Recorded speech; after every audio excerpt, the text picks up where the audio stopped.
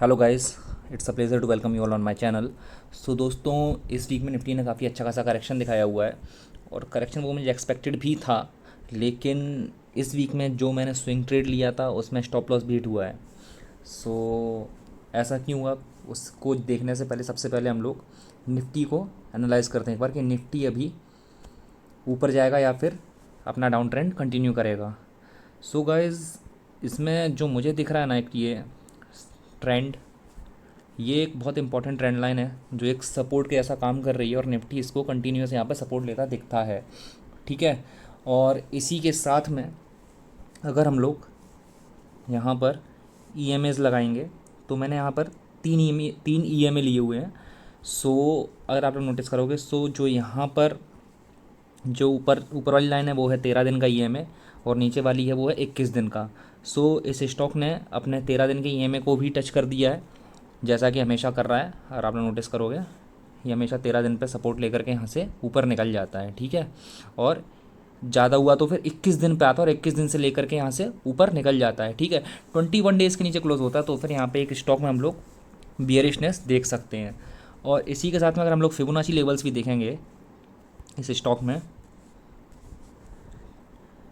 तो ये stock, sorry, Nifty में अगर हम लोग निफ्टी में फिबोनाची लेवल्स लगाएंगे तो फिर निफ्टी यहाँ पर 0.5%, सॉरी 50% पर 0.5 पर एक सपोर्ट लेता हुआ हमको नज़र आ रहा है। तो दोस्तों, मैं निफ्टी में एक्सपेक्ट कर रहा था कि निफ्टी 18,000 तक आएगा।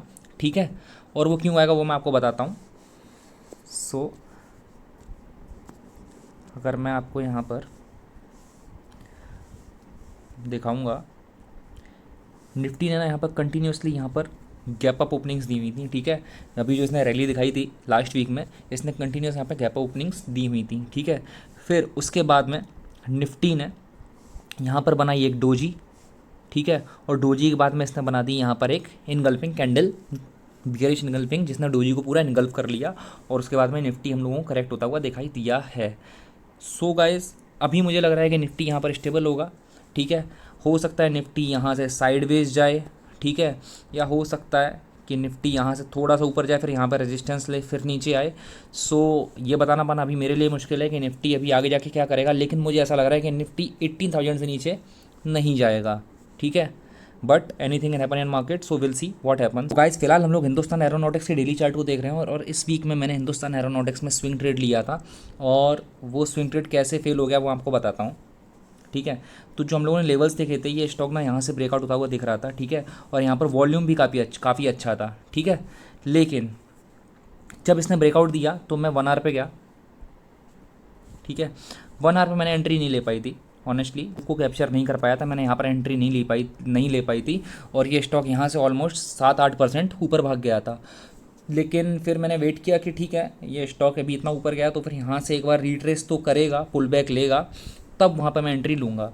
सो ये स्टॉक जब इसने यहाँ से पुल बैक लिया और इसने जब यहाँ पर कन्फर्मेशन दिया तो मैंने यहाँ पर एंट्री की इस स्टॉक में। और इस स्टॉक में एंट्री करने के बाद में क्या हुआ, ये स्टॉक यहाँ से ऊपर नहीं जा पाया और यहाँ से नीचे आ गया। ठीक है। और जो स्टॉप लॉस का हम लोगों ने प्राइस डिसाइड किया था वो यहाँ से हिट हो गया। ठीक है। अब अगर हम लोग डेली चार्ट पर देखेंगे, डेली चार्ट पर ये स्टॉक ना, इसने क्या किया, ये ओपन हुआ यहाँ से ऊपर तक गया तो यहाँ पर जब तक ये ऊपर जा रहा तब तक यहाँ पर एक बड़ी सी ग्रीन कैंडल बन रही होगी। ठीक है। लेकिन वहाँ पर उस दिन ट्रैप किया गया, हम जैसे रिटेल ट्रेडर्स को ट्रैप किया गया और यहाँ से स्टॉक को नीचे सप्रेस कर दिया गया और सबके स्टॉप लॉस यहाँ पर हिट हो गए होंगे। ठीक है। अभी आज ये स्टॉक वापस से नीचे आया।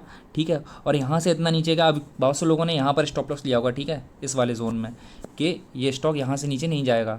ठीक है। तो इस स्टॉक ने क्या किया, अगर आप लोग देखोगे, ऑपरेटर्स की चाल देखना, समझना, बहुत से लोगों ने क्या किया होगा, ये जो कैंडल दिख रही है आपको, ये वाली कैंडल, ठीक है, इस कैंडल के लो के नीचे बहुत से लोगों ने स्टॉप लॉस रखा होगा।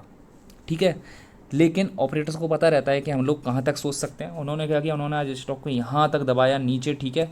और यहाँ पर जिसके स्टॉप लॉस थे सबके स्टॉप लॉस यहाँ पर हिट हो गए होंगे। सो अभी ये स्टॉक यहाँ से मुझे लग रहा है सपोर्ट लेके ऊपर जाना चाहिए, लेकिन अभी मैं कुछ भी नहीं बोल सकता हूँ जब तक ये स्टॉक यहाँ पर एक कोई ग्रीन कैंडल बना करके सिग्नल नहीं देता है। ठीक है। तब तक इसमें कुछ भी कहना मुश्किल है। लेकिन मेरा पॉइंट यहाँ पर ये है कि ऐसे पैराबॉलिक मूव से कैसे बचा जाए, जैसे यहाँ पे हम लोगों को ट्रैप किया गया। तो ये इससे कैसे बचा जाए? इसकी सीधी सी बात एक ही है कि 1 आवर पर एंट्री नहीं लेनी चाहिए जिन लोगों को ऐसे मूव्स अवॉइड करने हैं, ठीक है ना। अब जो 1 आवर पे एंट्री लेगा, इतना यहाँ पे स्ट्रॉन्ग कैंडल्स देखेगा कि ये स्ट्रॉन्ग है, ये स्ट्रॉन्ग है, ये स्ट्रॉन्ग है, तो वो तो इसमें एंट्री कर लेगा, लेकिन यहाँ पर भी ट्रैपिंग होती है बिकॉज ये काफ़ी अच्छा जोन था। अगर आप लोग नोटिस करोगे, यहाँ पर ऐसा एक्सपेक्टेड ही नहीं था कि यहाँ से स्टॉक पूरा रिवर्स हो जाएगा, ठीक है।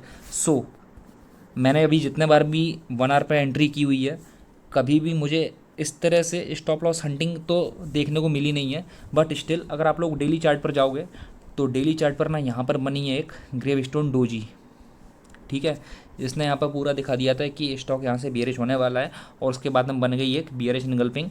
सो यहाँ पे पूरा श्योर था ये स्टॉक यहाँ से नीचे जाएगा।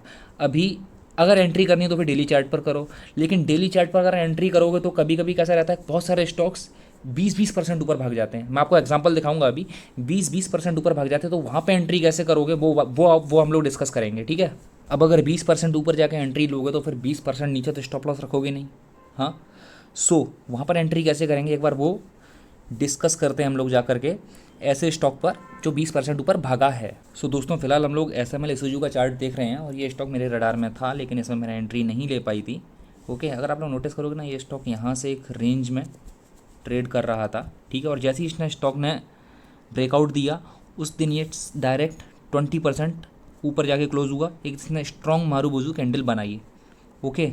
उसके अगले दिन इसमें होती है गैप अप ओपनिंग और ये स्टॉक नीचे आता है यहाँ से, लेकिन इसका मतलब ये नहीं कि स्टॉक यहाँ से बियरिश हो गया। हो सकता था स्टॉक यहाँ से इतना नीचे आता है, रिट्रेस करता फिर ऊपर जाता, ठीक है।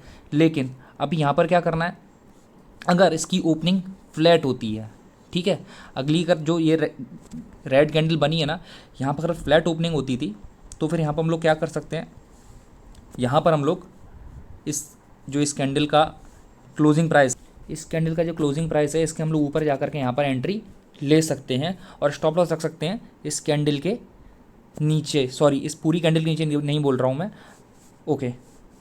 4 घंटे कैंडल लगाते हैं 4 आवर्स की, ओके। सो 4 आवर्स पर जाएंगे तो फिर हम लोग ऐसा डिवाइड कर सकते हैं टाइम फ्रेम को, और इस वाली कैंडल नीचे हम लोग यहाँ पर अपना स्टॉप लॉस रख सकते हैं, ठीक है, और एंट्री इसके ऊपर, ओके। सो अगर स्टॉक ऊपर जाएगा तो यहाँ से हम लोग ऊपर निकल जाएंगे, और जैसे ही स्टॉक एक यहाँ से स्विंग बनाकर ऊपर क्रॉस करेगा हम लोग यहाँ पर अपना स्टॉप लॉस ट्रेल कर देंगे। सेम हम लोग दूसरे स्टॉक में जाके देखते हैं। सो दोस्तों जो अगला स्टॉक है वो है गुजरात थीमिस बायोसिन। इस स्टॉक हम लोगों ने पहले भी डिस्कस किया था शायद, ओके, या मेरे ख्याल से नहीं किया होगा, लेकिन ये मेरे वॉच लिस्ट में था। सो गाइस अगर आप लोग नोटिस करोगे ये स्टॉक ना यहाँ पर एक अच्छे खासे रेंज में ट्रेड हो रहा था, और जैसे ही इसने यहाँ से ब्रेकआउट दिया है यहाँ पर, ये स्टॉक सीधा उस दिन 20% अप पे क्लोज हुआ, ठीक है।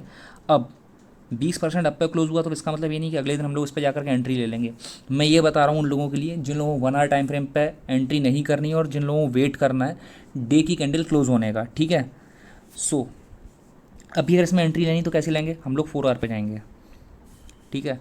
अभी आप लोग अगर 4 आवर पे आओगे तो 4 आवर पे आप लोग नोटिस करोगे कि ऊपर कोई इतनी बड़ी इसमें स्ट्रॉन्ग कैंडल नहीं बनी है, ठीक है, ग्रीन वाली, जिसके नीचे हम लोग स्टॉप लॉस ले सकें। तो हम लोग 2 आवर पे जाएंगे, ठीक है। हम लोग सिर्फ बाइफरगेट कर रहे हैं कि ये जो बड़ी मोटी कैंडल है ना, एक दिन की जो कैंडल बनी है यहाँ पर, ठीक है ना, उस कैंडल का हाफ, मतलब उस कैंडल का जो हाफ पार्ट है, मिड पोर्शन, उसके नीचे हमको स्टॉप लॉस मिल जाए। तो अगर आप लोग नोटिस करोगे ना तो जो इसकी सेकंड कैंडल है, ठीक है, सेकंड कैंडल के नीचे का हम लोग स्टॉप लॉस ले सकते हैं। स्टॉप लॉस कैसे लेंगे, स्टॉप लॉस ये लेंगे इस कैंडल का लो, सेकंड कैंडल का लो, ठीक है, जो कि है 485 माइनस उस कैंडल का ATR, ठीक है। ATR तो मैंने आपको बताया कि कैसे ATR हम लोग यूज़ करते हैं, माइनस उस कैंडल का ATR। तो इसके लो में से इसका ATR अगर आप लोग माइनस करोगे तो आपको इसका स्टॉप लॉस मिल जाएगा, ठीक है। सी अगर आप लोग नोटिस करोगे ATR में क्यों बोल रहा हूँ, अगर आप लोग इस कैंडल का लो अगर आप लोग स्टॉप लॉस लोगे ना तो फिर बाद में ना यहाँ पर जिन लोगों ने स्टॉप लॉस लो पर रखा रहेगा तो स्टॉप लॉस हंटिंग हुई तो फिर उन लोगों का स्टॉप लॉस टूका होगा और वो लोग यहाँ से सीधे बाहर हो गए होंगे, ठीक है। इसके लिए कह रहा हूँ कि उस कैंडल का लो माइनस उसका ATR, उसका स्टॉप लॉस होना चाहिए। और जैसे ही डेली टाइम फ्रेम पर इसका हाई ब्रेक होता है, इस वाली कैंडल का हाई ब्रेक होता है, इसमें एंट्री ली जा सकती है। लेकिन इसमें अगर जिसने एंट्री इसका हाई ब्रेक होने के बाद में ली होगी, ये वाला हाई ब्रेक होने के बाद में ली होगी, उसका स्टॉप लॉस यहाँ पे आई नहीं, ये स्टॉक सीधा यहाँ से ऊपर निकल गया, ठीक है। सो टारगेट क्या रखना है, टारगेट ये रखना है अपना, सिंपल सा टारगेट होना चाहिए 1:2 या फिर 1:3 का। सो लेट्स सी, अगर मान लो किसी ने यहाँ पर एंट्री ली होगी, उसका स्टॉप लॉस यहाँ कहीं होगा, ओके, आराम से उसको 1:2 का 1:2.5 का यहाँ पर रिस्क एंड रिवॉर्ड रेशियो मिल गया होगा, ठीक है।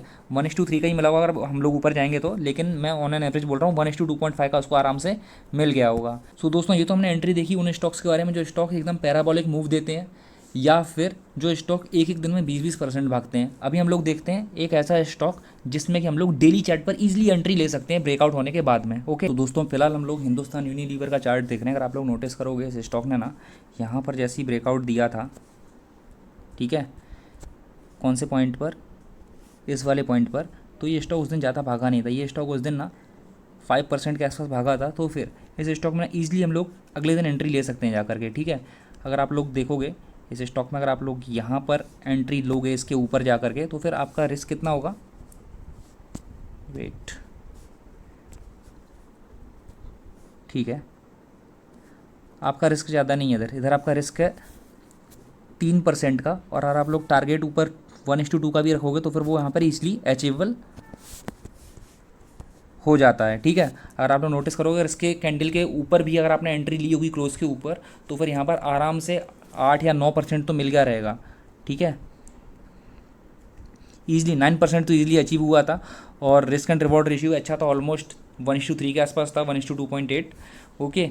सो ये इसमें कुछ ऐसी टैक्टिक है कि जो लोग 1 आवर टाइम फ्रेम पर एंट्री लेवल से बचना चाहते हैं, वो लोग कुछ इस तरह से जाकर के डेली चार्ट पर अपनी एंट्री ले सकते हैं, but keep your stop loss intact. और यहाँ पर अगर टारगेट रखा है 1:2 का, 1:3 का अगर टारगेट अचीव हो जाता है, मान लो 1:3 का टारगेट रखा है, तो फिर 1:2 पर जाकर के 50% या फिर 40% अपनी पोजीशन को क्लोज कर दो, और फिर जैसी 1:3 आता है अपनी पूरी पोजीशन को आप लोग एग्जिट कर दो। अगर नहीं आता है, बीच में कहीं सिग्नल मिल जाता है कि सेल सिग्नल है, तो वहाँ पर स्टॉप लॉस को ट्रेल कर दो, ठीक है, जिससे कि आपका प्रॉफिट मार्केट में नहीं जाएगा। बिकॉज इस वीक में हिंदुस्तान एरोनॉटिक्स में मैंने ये सीखा है कि हम लोग पूरा मार्केट पर डिपेंड नहीं रह सकते, बिकॉज मार्केट को आपके प्राइस एक्शन से कोई फ़र्क नहीं पड़ता, क्योंकि जब भी मार्केट में पैनिक क्रिएट होता है, प्राइस एक्शन काम नहीं करता है, ठीक है। 70% आपका प्राइस एक्शन काम करेगा, 30% में आ जाते हैं आपके थोड़े बहुत इंडिकेटर जो आप यूज़ करते हो, और उसके साथ में आपका रिस्क मैनेजमेंट और आपका इमोशनल कंट्रोल, आपका इमोशनल अटैचमेंट आपके ट्रेड के साथ में कितना है। अगर आप लोग इमोशनली कम अटैच रहोगे तो वो ज़्यादा अच्छा है। This was my analysis. Meanwhile आप लोग क्या सोचते हैं, please drop your suggestions in comment box and have a happy weekend. See in my next video. Take care.